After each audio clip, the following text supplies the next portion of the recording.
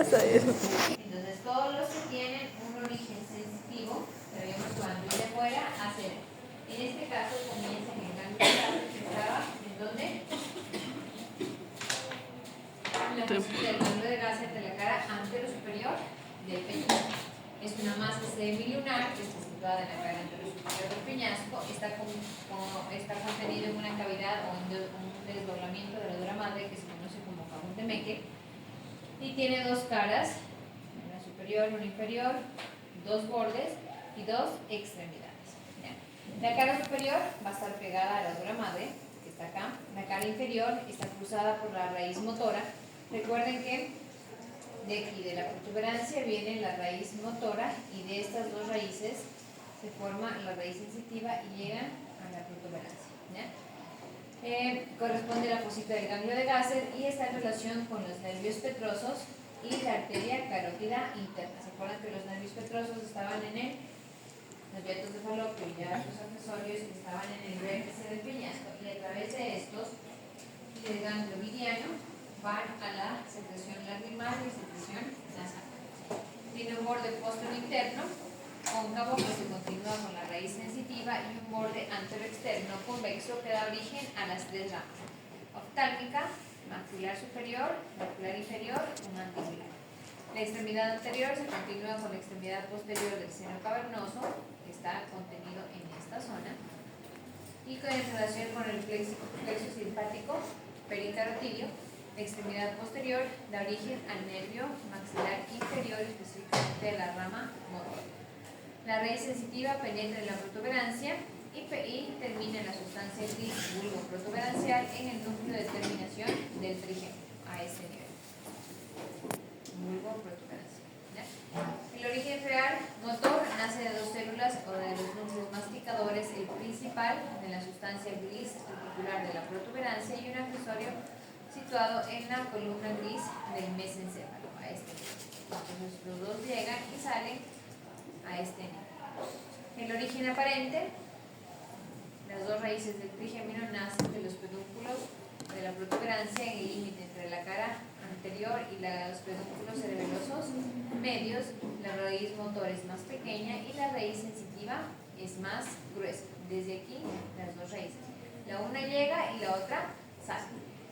Las dos raíces van juntas, se dirigen hacia arriba, hacia adelante, hacia afuera, entre el pedúnculo cerebeloso medio y la cara póstero superior del peñasco. Miren, aquí viene la motora y las sensitivas, van caminando aquí juntas, entran en el cajón de Meckel, que da desdoblamiento de la dura madre. La raíz sensitiva, antes de llegar, se aplana y se despliega en abanico, llamado un plexo triangular, para poder dar sus tres ramas. La raíz motora se coloca por debajo de la raíz sensitiva, llega a la cara inferior interna y en el agujero oval se une con el nervio maxilar inferior. Las tres son sensitivas y únicamente la del nervio maxilar inferior es motor. ¿Ya? Va a dar tres ramas: oftálmica, maxilar y mandibular. ¿Sí? Para la región orbitaria, la región maxilar y la región mandibular. Únicamente la mandibular es sensitiva y motor. ¿Ya? Vamos con el nervio oftálmico, la rama oftálmica. Es sensitiva, nace de la cara o de la parte anterointerna del ganglio de Gasser, se dirige hacia adelante en todo el espesor de la pared externa del seno cavernoso hasta la extremidad anterior, donde se divide en sus ramas terminales. Da colaterales y terminales. Las colaterales va a dar un filete anastomósico para el plexo carotidio, motor ocular común y patético, a través del cual podemos llegar a la glándula lagrimal. Ramos colaterales meningios, un nervio recurrente de Arnold que da para la tienda del cerebro. Y terminales, tenemos una nasal, una frontal y una lagrimal. La nasal es interna, la frontal es media y la lagrimal es externa. Entonces ustedes tienen, ese es el nervio maxilar, da la frontal, la maxilar, y aquí está la lagrimal. ¿Ya? El nervio nasal por la parte interna. Entonces las ramas colaterales y las ramas terminales. Aquí comienza a complicarse porque cada una da un ramo colateral, da un ramo terminal, por eso es que ustedes están viendo con titulitos. Entonces si vemos, ¿no es cierto? Estamos nasal, frontal, lagrimal. Comenzamos con la nasal. Tiene colaterales. La del ganglio oftálmico, que adivinen a dónde se va a ir. Al ganglio frontal. que a través del ganglio oftálmico que se formaba se nos tomaba con el otro ocular común y el patético, nos ayuda a llegar a la glándula lagrimal y llegue la secreción de la glándula lagrimal. Nervios ciliares largos para el ojo y el filete esfenoesmoidal que va a entrar por el conductor. Esta pregunta posterior. ¿Qué pasaba por el conducto esmoidal posterior? La arteria esmoidal posterior y el nervio esfenoesmoidal. Ramas terminales, va a dar la rama nasal interna y una rama nasal externa. Entonces, ¿qué pasaba por el conducto esmoidal anterior? La arteria esmoidal anterior y la rama nasal interna del nervio oftálmico. Pero por eso es que tienen que estudiar conducto 1. El nasal interno acompaña la arteria esmoidal anterior, recorre el conducto, el surco y termina en el agujero y va a entrar a las fosas nasales.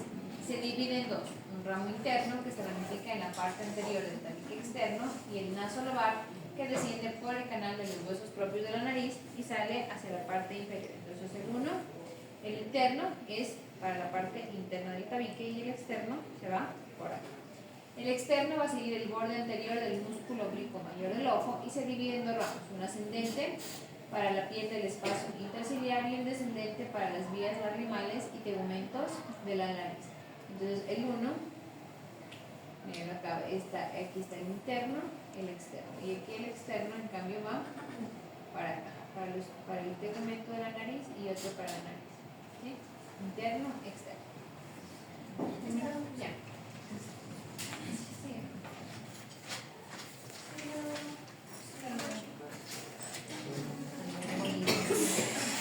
Vamos con el frontal. El frontal es la rama media. Va a penetrar en la órbita por la porción interna de la hendidura esfenoidal y por fuera del tendón de zinc. El nervio óptico, la arteria oftálmica y el nervio oftálmico entran por el tendón de zinc. El frontal ya no pasa por el tendón de zinc. Se divide por detrás del borde superior de la órbita en dos ramitos, uno externo y uno interno. El externo o supraorbitario va a salir por la escotadura supraorbitaria que está aproximadamente hacia dónde. ¿A cuántos milímetros? De la línea media.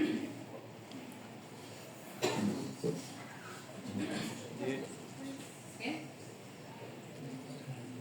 Tienen que saber a qué nivel está. Si van a poner toxina botulínica y le ponen directo al nervio, tienen que saber a dónde está para que sepan por dónde sale y qué no tienen que topar. Si está el nervio, está la arteria y está la vena, no topen aquí. ¿Ya? Y el interno, que cruza el borde orbitario por dentro y por fuera de la correa de rotación del músculo oblicuo mayor del ojo, que estaba en qué fosita? La fosita troclear, ¿no es cierto? Que estaba por dentro de la escotadura frontal interna. ¿Ya?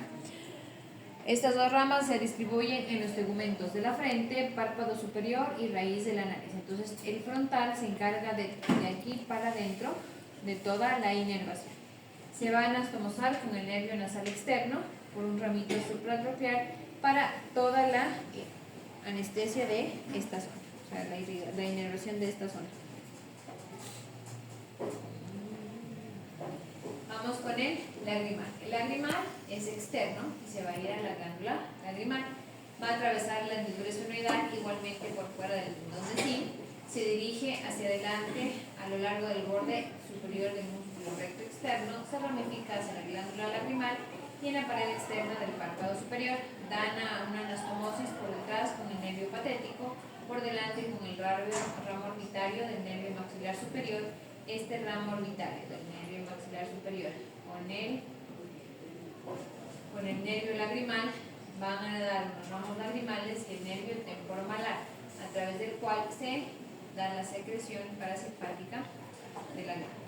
El temporomalar entraba por el hueso malar y va hacia toda la parte malar. Territorio funcional. ¿Qué hace el nervio oftálmico? Recoge la sensibilidad de la piel de la región frontal y párpado superior.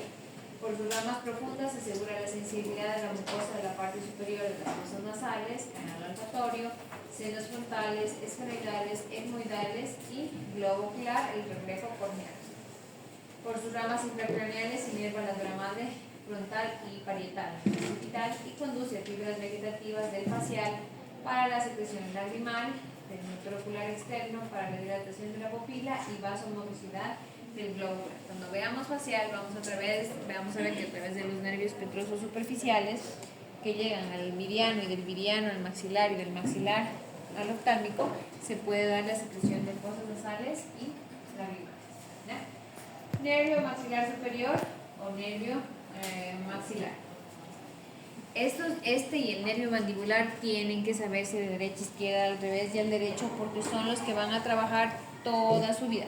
Tienen que saber qué hacen, qué no hacen, dónde pinchan, dónde se pinchan para evitar lesiones. ¿Ya?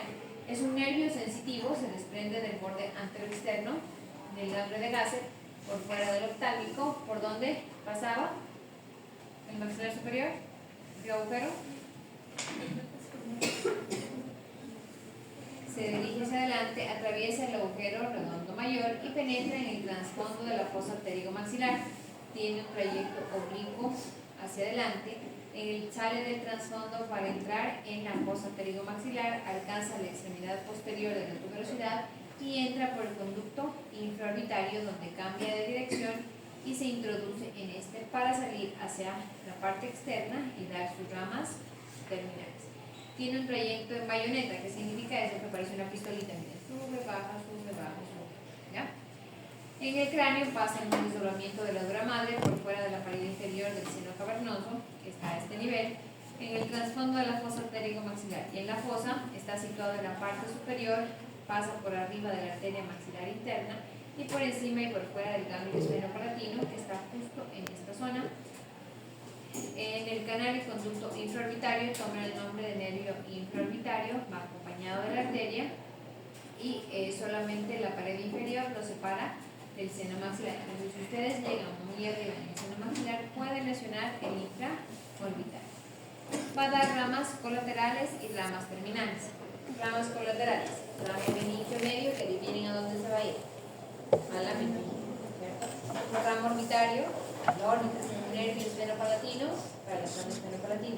Ramos dentarios posteriores para los dientes posteriores. El nervio dentario medio para premolares y caninos y el ramo dentario anterior para incisivos. ¿Okay? Estos dos, dentario medio y dentario inferior, los da dentro del conducto infraorbitario. Los dentarios posteriores antes de entrar y estos tres, en cambio, justo en la zona o en la fosa pterigomaxilar. ¿Ya? Vamos con el ramo meningio. Se desprende antes de la salida del nervio maxilar del cráneo y se distribuye en la dura madre. El ramo orbitario. Este ramo orbitario es el que se va a anastomosar con el oftálmico y a través del cual se da la secreción lagrimal.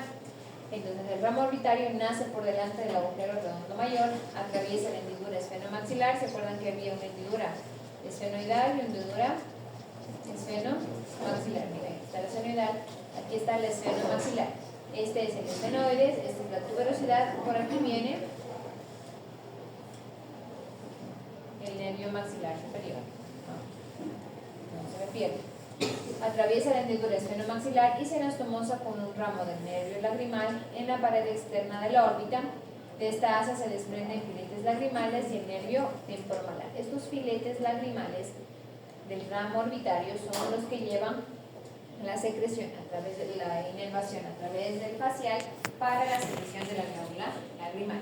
Les voy a preguntar en el examen eso, así que anotarán. Luego dicen, no, pero es que no sabía, les pongo el ramo terminal de quién, a través de quién llega la glándula, les estoy diciendo, luego no saben en el examen. El temporomalar va a entrar por el conducto temporomalar, que está tanto en la cara posterior como anterior del malar, y da un filete malar para los tegumentos del pómulo y un filete temporal que se van a estomosar con un filete temporal profundo anterior que viene del ramo mandibular para el nervio temporal, para el músculo temporal. El nervio esfenopalatino, este se va a desprender en el trasfondo de la fosa pterigomaxilar, se dirige hacia abajo, hacia adentro, pasa por fuera y por delante del ganglio esfenopalatino hasta este nivel y da algunos ramos anatómicos. Se divide en numerosas ramas terminales. El nervio esfenopalatino es uno de los más grandes porque tiene que ir desde la fosa pterico-maxilar hasta el agujero esfenopalatino y da múltiples ramitas. Un ramo orbitario, nervio nasal superior, nervio nasopalatino, nervio palatino anterior, palatino medio y palatino posterior. Que ustedes les van a servir todos el nasopalatino, palatino anterior, palatino medio y palatino posterior, porque van a irrigar toda la mucosa del paladar. Y si ustedes no los anestesian, el paciente no pueden hacerle exodoncia ni colgajos ni nada que necesite la anestesia del paladar. ¿Ya? Los ramos orbitales. Seguimos en el nervio esfenopalatino. Este nervio esfenopalatino es ramo colateral del maxilar y estos son ramos terminales del nervio esfenopalatino. No se pierdan. Los ramos orbitarios del esfenopalatino se desprenden a nivel del ganglio, entran a la órbita y alcanzan la mucosa del seno esfenoidal y células epidurales posteriores. Los nervios nasales superiores, son 3 o 4, entran en las fosas nasales por el agujero esfenopalatino y se ramifican en la mucosa de los cornetes superior y medio. Gracias a estos nervios nasales superiores que se unen, que vienen del esfenopalatino, que a través del meridiano y del ganglio esfenopalatino van a dar la secreción mucosa de esta zona. El nervio nasopalatino va a entrar por el agujero esfenopalatino, alcanza la arteria esfenopalatina, la arteria nasopalatina, bajo la mucosa de la bóveda, recorre todo el tabique, entra uno que entra el conducto palatino anterior y baja y sale por el agujero nasopalatino. Da el nervio etérico-palatino que se va hacia atrás, o faringeo, que va por el conducto y termina en la mucosa de la runa faringe, y el nervio palatino anterior que va a descender por el conducto palatino posterior y da un ramo para el cornete inferior y se va a ramificar en la mucosa del velo del paladar y bóveda palatina. Nervio palatino anterior baja por el conducto palatino posterior. El nervio nasopalatino entra por el conducto palatino anterior y baja a esta zona.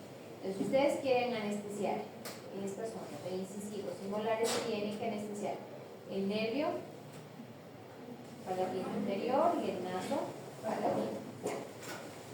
El nervio palatino medio y posteriores que van a descender por los conductos palatinos accesorios, es decir, por acá, y se distribuye en la mucosa del velo del paladar. Por eso es que cuando van a sacar un tercer molar superior y ponen la anestesia muy atrás, el paciente siente que no pasa saliva. ¿Por qué? Porque anestesiaron el velo del paladar. Si anestesian el velo del paladar, pierde la sensación de que la saliva pasa. El paciente sigue pasando saliva, no se va a ahogar, pero no siente que pasa saliva. ¿Para qué tienen que saber dónde anestesian? Para que le expliquen al paciente, sí, tranquilo, está pasando saliva, no se va a ahogar, no se va a morir, pero es la sensación de la anestesia. ¿Okay? El nervio palatino posterior da ramos para los músculos peristafilino interno, glosostafilino, palotostafilino y espalatino del faringoestafilino, por lo tanto a todos los músculos del velo del paladar. Las fibras parasimpáticas del neumogástrico, espinal y del facial pueden acceder a través de un ramo anastomótico en la fosa yugular. Del facial se dirigen al ganglio geniculado, que está en el peñasco, a través del nervio superficial mayor y viriano hasta el ganglio esfenopalatino, en donde va a dar todas estas ramitas. ¿Ya? Ramas colaterales, seguimos en las ramas colaterales del maxilar. Vamos con los dentarios posteriores, son de 2 a 3, se desprenden poco antes de la entrada del conducto infraorbitario, descienden por la tuberosidad del maxilar, se introducen en los conductos dentarios posteriores y forman, anastomosándose, un plexo para premolares, molares, hueso maxilar y mucosa del seno maxilar, justo sobre la tuberosidad. El nervio dentario medio, que nace del nervio infraorbitario dentro del huesito ya como tal, desciende en la pared anteroexterna del seno maxilar y se va hacia la parte media del plexo dentario. Todos estos, los dentarios posteriores, nervio dentario medio y ramo dentario anterior, forman un plexo para la anestesia de molares, premolares, caninos e incisivos. Pero también van el ramo dentario anterior para la mucosa de la parte anterior del meato inferior y la mucosa de estas. Las ramas terminales, una vez que sale del conducto, va a dar ramas ascendentes o palpebrales, va a dar ramas labiales y las ramas nasales. Las palpebrales son ascendentes, las descendentes son labiales y las internas son nasales. Las palpebrales van al párpado inferior.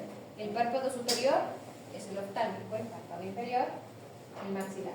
Labiales se ramifican en los tegmentos de la mucosa de la mejilla y labio superior. Toda la parte mucosa es del maxilar superior. La parte muscular es del facial, es decir, este solo va a irrigar mucosa y piel, ¿ya? Y los nasales que van a los tegmentos o piel y mucosa de la nariz. Se anastomosa con ramos infraorbitarios del facial y con filetes vertebrales del nervio lagrimal y del frontal. Territorio funcional: recibe y conduce terminaciones de la sensibilidad de la mejilla, párpado inferior, ala de la nariz y el labio superior. Las ramas profundas conducen la sensibilidad de la parte inferior de fosas nasales, área respiratoria, raíces dentarias y encías del maxilar superior. Las ramas intracraneales, el nervio nodura madre, la porción temporal y parietal y la arteria meningia media, y conduce fibras vegetativas del facial para la secreción lagrimal y nasal. Entonces, para la secreción lagrimal y nasal, ¿cómo iba? Petroso, nervio petroso superficial mayor y nervio petroso superficial menor llegan y forman el nervio biliar. El biliar va al ganglio senopalatino, forman un asa con el nervio maxilar superior. El nervio maxilar superior da un ramito conitario, que se anastomosa con ¿quién?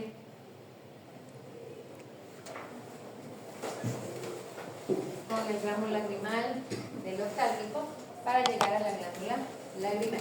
Y después del mismo ganglio senopalatino da un ramito para el nervio senopalatino, que a través de el nervio palatino, el nervio nasal superior, va a la mucosa de las fosas nasales. Ay, no sepan en el examen final. Vamos con el nervio maxilar inferior o nervio mandibular. Ustedes lo ven acá. Nace, es el único sensitivo motor, resultado de la unión de las dos raíces. No están juntas en el ganglio de gases, se unen justo en el agujero oval. Nacen del borde externo del ganglio de gases, se dirigen hacia abajo, hacia afuera, en un desdoblamiento de nodura madre, se introducen por el agujero oval, en donde está en relación con la arteria meningia menor en el agujero oval. A varios milímetros por debajo del orificio se dividen dos troncos terminales, un anterior y un posterior. El trayecto extracraneal está situado en la región pterigomaxilar por fuera de la poneurosis interpterigoidea y se une al ganglio óptico que está por fuera. Las ramas colaterales y terminales. Una colateral, que es el ramo meningio que nace en el agujero oval, es recurrente, es decir, del agujero oval se regresa por el agujero redondo menor y penetra en el cráneo.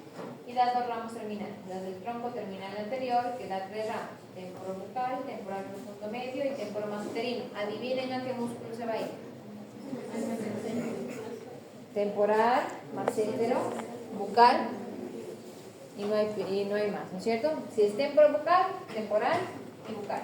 Temporal profundo medio a la parte media. El temporomaceterino va al temporal y al macétero, ¿ya?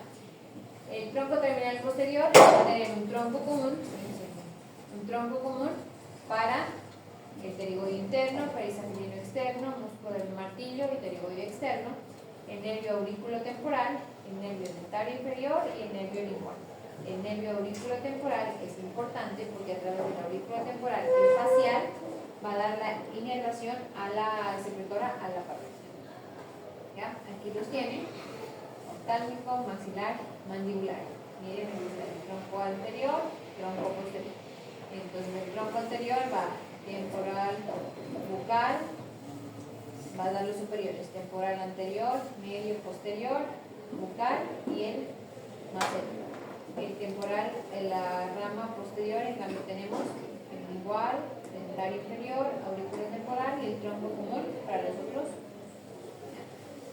Para el tronco terminal anterior, desde el origen nuestros nervios temporales se dirigen hacia atrás, hacia afuera, atraviesan el poro protafílico obstinatorio de Hipps, que se formaba ¿por qué?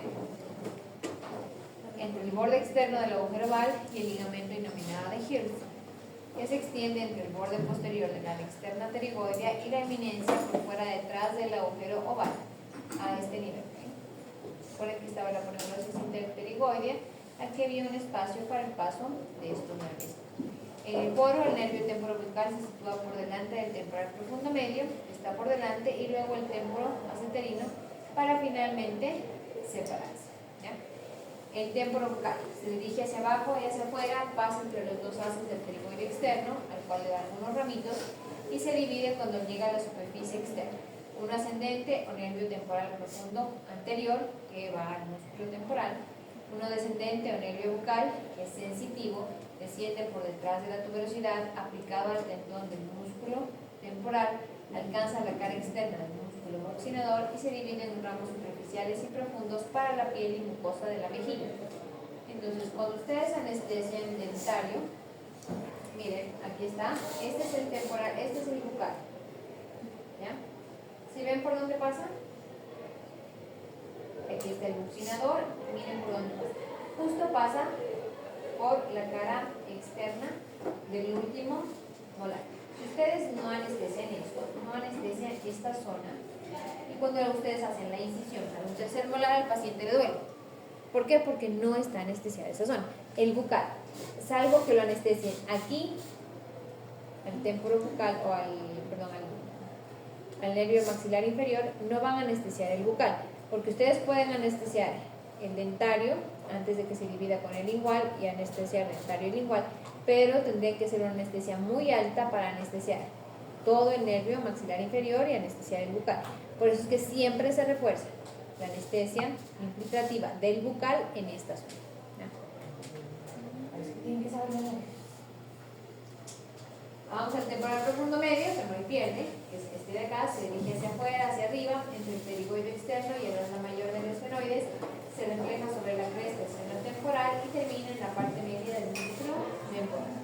El temporo maseterino se dirige hacia afuera, entre el pterigoide externo y el techo de la fosa pterigomaxilar, por detrás del profundo medio, llega a la cresta del seno temporal y se divide en dos ramas. La rama maseterina, que atraviesa la escrotadura sigmoidea, esta de acá, y termina en el massetero, y la rama temporal o nervio temporal profundo posterior, que va hacia la parte posterior del músculo temporal. Entonces, el músculo temporal es tan grande que necesita una rama anterior, una media y una posterior. Y esto es una ramita para la ATM que está en esta zona. Ramas del tronco terminal posterior se divide, como les dije, en cuatro: el tronco común, el aurículo temporal, el dentario y el lingual. En el tronco común, que es muy corto, se dirige hacia adelante y hacia adentro, cruza el borde anterior del gangliótico, que está acá, al que se une y se divide en tres ramas: el nervio pterigoide interno, que va hacia el músculo pterigoide interno, los nervios peristafilino externo y del martillo, que atraviesan la zona cribosa de la poneurosis interpterigoidea y llegan a los músculos que están alrededor del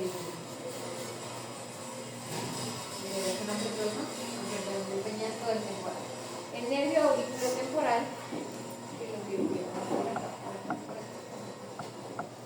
miren al nervio auriculotemporal, entonces va a dar como que dos ramitos, se une, se separa y se vuelve a unir. ¿Ya?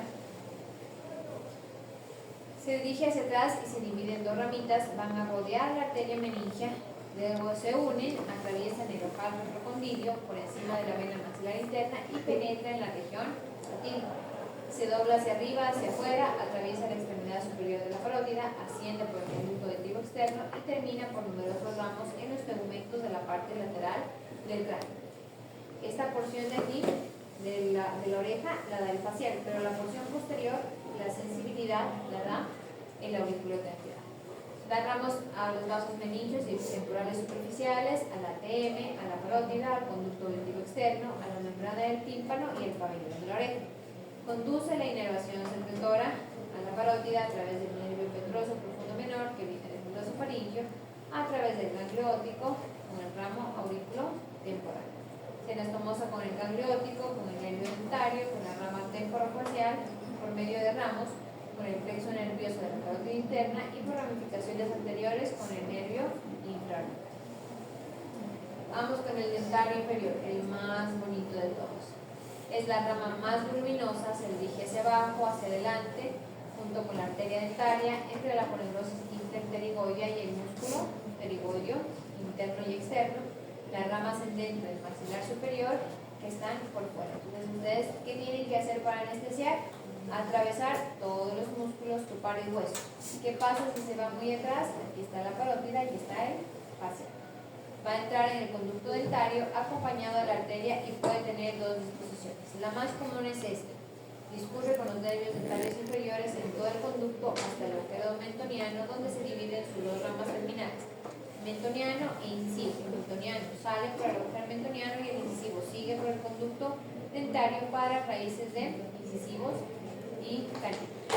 O en un tercio de los casos se divide el nervio central en sus dos ramos terminales, el mentoniano y dentario, y van juntos por el conducto dentario. Antes de entrar al conducto dentario va a dar algunas colaterales. La principal es un ramo estomótico paralingual, que se nos conoce como el nervio lingual, el nervio miloioideo, que va a inervar el músculo miloioideo, que estaba aquí, se acuerdan, en la línea miloioidea, y al vientre anterior del digástrico, el vientre posterior del digástrico, el nervio facial, el vientre anterior, el nervio mandibular. Ramos dentarios que nacen en el conducto para raíces de molares, premolares y encía de esta zona, y de las terminales el mentoniano sale por este agujero y da ramas para la mucosa del labio y piel del mentón, y el nervio incisivo que da ramas para caninos, incisivos y la encía. El nervio lingual, que es otra rama del nervio mandibular, desciende por delante del dentario y describe una curva en forma de S que tiene las mismas relaciones que el nervio dentario, pero este está por fuera. Este no entra, miren, aquí está el mandibular. Aquí entra el dentario, pero el lingual sigue por fuera. Poco por debajo recibe la cuerda del tímpano, que viene desde el facial, puede desprenderse del borde anterior del pterigoideo interno, se desdobla hacia adelante, baja por la mucosa del surco alveolo lingual, justo por encima de la glándula y del ganglio submaxilar, desciende por la glándula, contornea el conducto de Wharton y se dirige hacia la glándula sublingual. Si ustedes lo ven, es el nervio más superficial. Aquí está 1, 2 y normalmente aquí está el tercer molar. ¿Por qué ustedes no pueden hacer ni luxar ni osteotomía en vestibular, desde el segundo hasta el tercer molar? Porque aquí está, justo por este surco, está el nervio lingual. Si ustedes topan esta zona, se corta toda la sensibilidad de la lengua y la secreción de las glándulas, porque lo van a seccionar al nervio. Esto jamás se toca, ¿sí? Si ustedes hacen osteotomía y estaba justo pegado acá, lo cortan. Si hacen o luxan en esta zona y lo topan, pueden producir alguna anestesia, parestesia, disestesia, pero igual van a alterar la sensación de toda la lengua, ¿sí? Por eso que no se lo tocan. Hay numerosos ramos terminales que van a la mucosa de la lengua por delante del óvulo lingual. El nervio mandibular va a permitir la sensibilidad gustativa de los 2 tercios anteriores, el glosofaringeo del tercio posterior. Un ramo para el ileogloso que se anastomosa con el hipogloso mayor, ramos para la mucosa del pilar anterior del velo del paladar y amígdalas, y ramos para las glándulas submaxilar y sublingual. Entonces, a través de la cuerda del tímpano, del facial, que se une al lingual, que va a dar los ramos para las glándulas submaxilar y sublingual, tenemos la secreción de las glándulas salivales inferiores. Territorio funcional, conduce los influjos sensitivos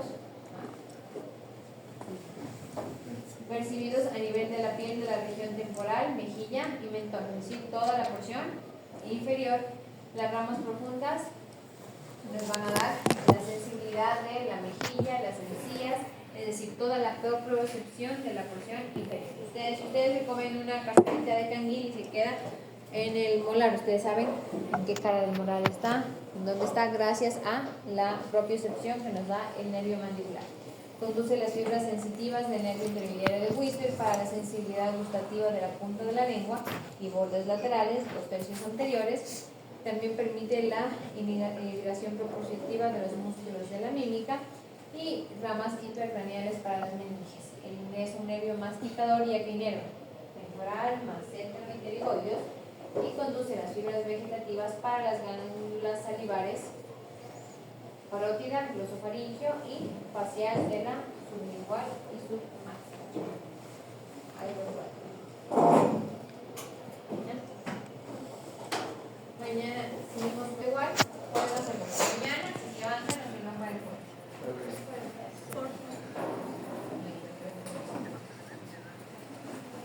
cada vez se pone más difícil, no se pone más fácil. Porque ahora sí ya tienen que saberse arterias, venas y